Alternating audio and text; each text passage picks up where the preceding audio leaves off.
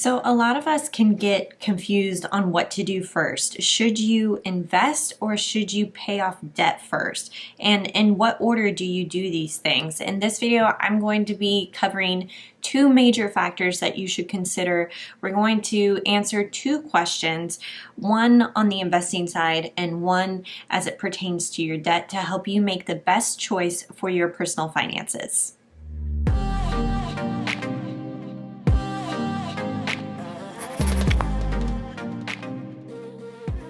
Hey, what's up guys? It's Justine with Debt Free Millennials, the channel to help you crush your debt and live payment free. If you would like to live with no more debt and you want to get your finances under control, then go ahead, scroll down and hit that red subscribe button.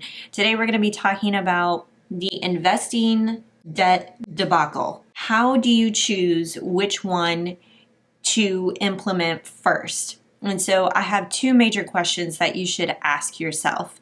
First, what are your investing goals? I think a lot of times we know the importance of investments and building wealth, but more specifically, we have to kind of pare down what exactly we're trying to accomplish by investing our money. Are you looking at building up a retirement fund? Or are you looking to do some play money experimenting on platforms like Robinhood or Betterment? Or are you trying to save for short to mid-term goals such as a down payment on a house, a wedding, a second car fund, and you're wanting to use investing as a vehicle to get there and save that amount of money? Because if you are just playing around, think about it this way. The amount of money that you invest reduces the amount of money that you can put towards your debt. So when we're thinking about it in terms of debt versus investing, then you have to think, what are the priorities with your investment goals? And think that while you still have debt, that actually minimizes the amount that you can put towards those investments. The second question that you should ask yourself is, how much debt do you have? And not only how much, but what type of debt do you have? Because that can really impact the amount of money that you can invest. So you're going to take a look at the minimum monthly payment and the interest rate that is associated with your debt. So any type of debt payments that you have on a monthly basis reduces the amount of money that you can invest. And when I think about it in terms of following a debt-free journey, and you're starting this journey of really paying down your debt, that timeline is really, really small compared to the rest of the time that you have to invest from your 20s, 30s, and beyond. Also, one thing to note about your debt, if you have credit card debt specifically, that's really going to hinder the amount of money that you can invest, because credit card debt historically has had really high associated interest rates. So if you have a credit card with a $5,000 balance and you have a 25% interest rate, but you're earning 10% on your investments, you're still in the hole because you're paying 25% into that debt and you're earning 10%, you're really only netting negative 15% if you were to compare, very simplistically, compare those two things. Now, if you have student loan debt, or you have debt that has like a fixed interest rate, you may be able to work this invest debt situation simultaneously. In fact, I'll tell you what I personally did. I had $35,000 in student loan debt, and I was paying about 4.5% to 6.8% in interest during that time on those student loans. And also I was working as a marketing manager full-time with an employer who had a retirement plan for us. And at that time, I contributed anywhere between 2% when I first started contributing to retirement accounts up to 5.5%, which was the mandatory contribution when I was working for a university. So what I did is I did the very bare minimum when it came to investing into my 401k or 403b in the case when I was at the university. And instead of really putting effort into those investments, I instead really focused on paying the bulk of my debt down in as little time as possible.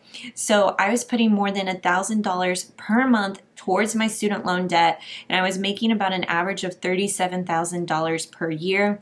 Roughly, I was bringing in about $2,500 per month. So almost half of my paycheck per month was going towards the debt. And I knew if I could minimize the amount of time that I was on my debt-free journey, that I would have a ton of runway to make up that time with investing and really go forth on my investments. If I think about it this way, so it took me 2.5 years to pay off my student loan debt with the $1,000 monthly payments, right? That was only 2.5 years. I have decades upon decades to put at least $1,000 or more into my investments to really build that wealth. And that's how I made the decision to put the debt first instead of the investing. But I was still able to contribute to my investments, but just on a very, very small scale. Again, contributing between 2 and 5.5%. Now, I did this in my 20s. I started my debt-free journey right after college, so I was 23 years old, and by the time I was done with it, I was about 25, 26. And so in my 20s, I knew I had a lot of time to make up. So if you're in your 30s, I think that you can still work this situation the same way that I did in my 20s, because you still have time and decades to make up for the time that you spend on your debt-free journey. So you can prioritize the debt. And when I say prioritize, I mean the bulk of your discretionary income should be going towards your debt payments, and you're minimizing the amount of money that you're putting towards investing. Now, I still think it is important that you just put a little bit towards investing, because that really is going to snowball. There are other financial experts out there, Dave Ramsey, who says to not contribute to a 401k at all, to not contribute to any of your retirement accounts until you get the debt paid off. And I'm telling you, if your employer has a company match, I would think about contributing to that. If the match is up to 3%, contribute 3%. If it's up to 5%, contribute 5%. I think that's totally an okay amount to do, because you're contributing the 5, they're contributing the 5. You have 10% going towards your retirement, and I think that's money on the table that you should definitely be scooping up while you're on your debt-free journey. But again, prioritizing the debt, putting as much as you can towards that debt, because the idea is you are going to reduce the amount of time that you're on your debt-free journey. Make it quick as possible. It may be painful in the moment, but it's only temporary. It's just a season that you're going through. It's not forever. Your investing journey, now that's for the long term. The debt-free journey is for the short term. So let me know in the comments below if these little tips and the 2 questions that you should ask yourself, was this helpful for you? What are you personally doing? Are you investing while you're paying off debt? Or are you just completely stopping all of your investments while you focus on paying off your debt? Let me know in the comments below. If you like this video, be sure to give it a thumbs up, and I'll catch you in the next one.